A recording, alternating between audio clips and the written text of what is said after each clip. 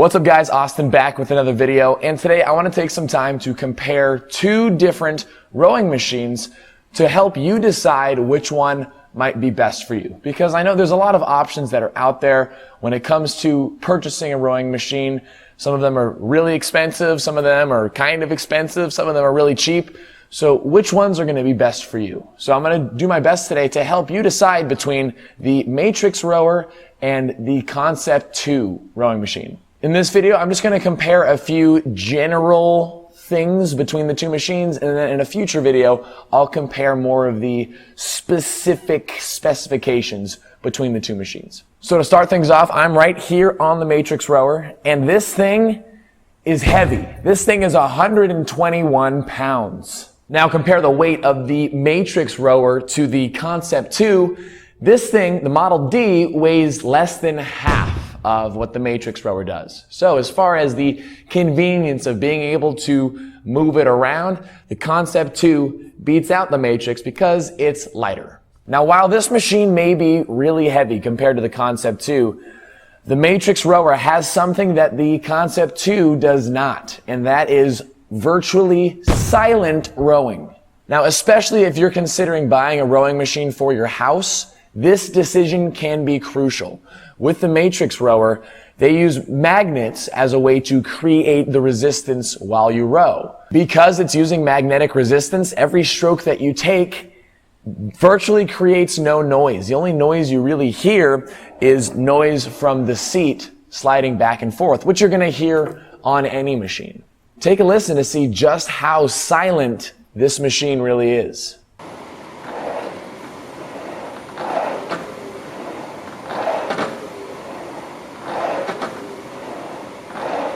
Now comparing that magnetic resistance to the air resistance of the Concept 2, oh boy, I think the Matrix really does beat out Concept 2 in this regard, especially if you're looking to have a rower inside of your home. If you've ever used one of these machines at your local gym or have ever seen a video of them being used, these things are very loud.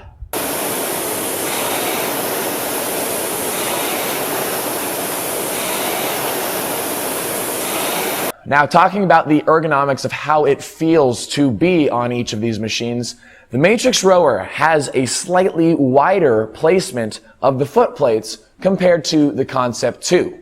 And with this slightly wider positioning, this allows for users that might be a little bit heavier to have a little bit more room and flexibility to compress themselves as they come up to take the stroke. Now, as far as foot placement goes, on the Concept 2, the foot plates are put much closer together. And so those of you that lack flexibility in your legs and your ankles especially, or, if you have a bit of a stomach, it can be a little bit more challenging to get a full range of motion rowing stroke with rowing with your feet fairly close. Now, depending on how much time you're planning to spend on the machine, the comfort of the seat can be a big deal too. And the Matrix rower has quite a cushy seat. It's big, it's wide, so even if you got a big butt, it accommodates for that, and it has quite a bit of cushion that has some give to it to keep your butt fairly comfortable while rowing. Comparing the seat of the Matrix rower to the seat of the Concept 2, Matrix rower wins hands down. This thing is rock hard. I mean, it's not rock hard, it's not a rock. It has a little bit of give, but nowhere near the cushiony, nice feeling of the Matrix rower. Now, this can be solved by, placing a towel or something underneath. That can make the surface a little bit more comfortable. But especially if you're doing a long distance row, doing that on the Matrix will feel more comfortable on your butt cheeks than on the Concept 2 seat. Now, as far as the handle goes, on the Matrix rower, I'm not a big fan of this, especially if you plan to do more long distance rowing. The handle is made out of rubber. And so with this rubber, when you get sweaty, especially if you get sweaty hands, this rubber very easily starts to irritate and rub at your skin. And it's virtually impossible to not get a blister unless your hands are really conditioned from, gripping pull-up bars, or if you do a lot of rowing on the water already. Not only can the rubber handle be uncomfortable, but it's also attached to the machine through just a simple string. So this string can shift left and right slightly on the handle, which can create imbalances if you're not paying attention to it. Now, as far as the handle goes, comparing to the Concept 2, the Concept 2 handle definitely beats out the handle on the Matrix rower. The handle on the Concept 2 is made of plastic and it has a much more comfortable grip compared to the thick rubber on the Matrix rower.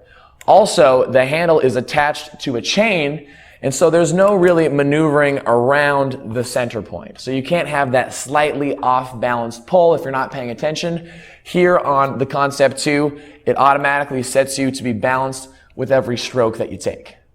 And the last thing I want to talk about in this video is storage of the rowing machines.